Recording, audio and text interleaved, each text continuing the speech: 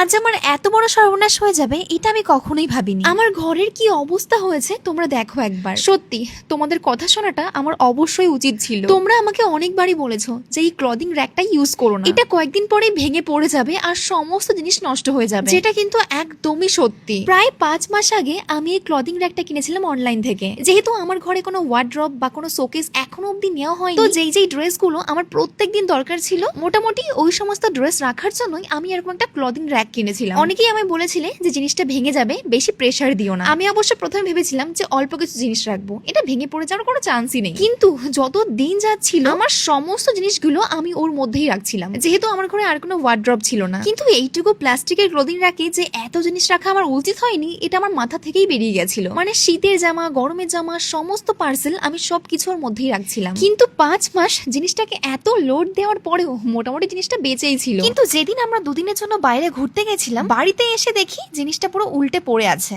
আর আমার ওর মধ্যে যা জিনিসপত্র ছিল সব বাইরে একদম পড়ে ছড়িয়ে ছিটিয়ে রয়েছে। দেখেই পুরো মাথায় হাত পড়লো। আর ক্লদিং র্যাকটাও কিন্তু অনেক জায়গায় ভেঙে গেছিল। এবার যারা আমাকে আগে থেকে ফলো করো তারা হয়তো অনেকেই জানো যে আমার ঘর ছোট পছন্দ, কিন্তু সাজিয়ে গুছিয়ে রাখা ঘর আমার খুব পছন্দ। মানে খুব একটা জঞ্জালের মধ্যে আমি থাকতে পারি না, আমার দম আটকে যায়। এবার জানি অনেকেই বলবে যে টিনের ঘরে এতদিন কি করে থাকতে। হ্যাঁ, টিনের ঘরে আমি থাকতাম, বাট সাজিয়ে গুছিয়ে রাখতাম। আমার ছোট্ট ঘর ছিল, বাট তোমরা যারা দেখেছো তারা জানো যে ঘরের স্পেস একদমই কম ছিল, কিন্তু আমি অনেক সাজিয়ে গুছিয়ে আমার ঘরটাকে রাখতাম। এবার আমি আরো একটা কথা বলে দিই, আমার ওই টিনের ঘরে আমার একটা ছোট্ট খাট, একটা সুন্দর শোকেস, একটা ড্রেসিং টেবিল, একটা বাকেট, একটা কাভার্ড, সবকিছুই ওই ঘরে রয়েছে, যেগুলো এখন আমি ওই ঘর থেকে বের করিনি। এইবার আমার মাথায় এটাই মনে হচ্ছে যতদিন পর্যন্ত আমি এই নতুন ঘরটাকে সুন্দর করে না ডেকোরেশন করছি, আমি সেই আমার পুরোনো ঘরের মানে ওই টিনের ঘরের জিনিসপত্রগুলো আমি দালান ঘরে নিয়ে আসবো। মানে যেই জিনিসগুলো আমার ঘরে ছিল ওগুলো আর কি। আর সবকিছু কেনার পেছনে একটা ছোট ছোট স্টোরিও আছে, সেগুলো তোমাদের সঙ্গে শেয়ার করবো। হ্যাঁ, আমি জানি অনেকেই বলবে যে ওই জিনিসগুলো এই ঘরে আনা একদম উচিত নয়, কিন্তু ওই জিনিসগুলোর প্রতি আমার অনেক স্মৃতি জড়িয়ে আছে। আমি সবগুলোই শেয়ার করবো। তারপরে যখন আমি আমার নতুন রুমটাকে ইন্টেরিয়র ডেকোরেশন করবো, তখন আমার এই সমস্ত জিনিসগুলো আমি পাঠিয়ে দেবো গেস্ট। মানে ওগুলো কিন্তু আমি নষ্ট করতে চাই না, আমার স্মৃতি হিসাবে সারা জীবনে এই বাড়িতে রাখতে চাই। এবার বলি,